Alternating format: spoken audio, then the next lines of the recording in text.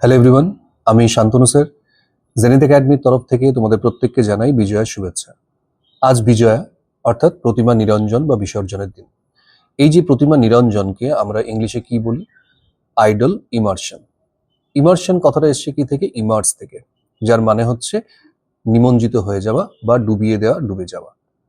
যার ঠিক অপোজিট একটা ওয়ার্ড হচ্ছে কি ইমার্জড, EMERGE, যার মানে হচ্ছে to come out or come into view, অর্থাৎ সামনে আসা, বেরিয়ে আসা। আমরা এই দুটো ওয়ার্ডের মধ্যে ডিফারেন্স একটু এক্সাম্পল দিয়ে বুঝে নেবো আজকে। ইমার্স কথাটাকে যদি আমরা ইউজ করি, এইভাবে করতে পারি যে he immersed the clothes in the water, অর্থাৎ জলের মধ্যে সে জামা কাপড়গুলোকে ডুবিয়ে দিল। কিংবা the teacher immersed himself in the study of history, অর্থাৎ ইতিহাস পড়ার মধ্যে টিচার নিজেকে মগ্ন করে ফেলেছেন বা নিমজ্জিত করেছেন। তাহলে ইমার্সড কথাটা কিভাবে ইউজ হবে?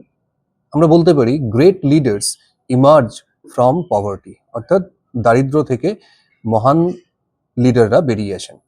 কিংবা the submarine emerged from the ocean, তাহলে ওশান থেকে সাবমেরিনটা বেরিয়ে এলো, অর্থাৎ উঠে এলো, দৃষ্টিগোচর হলো।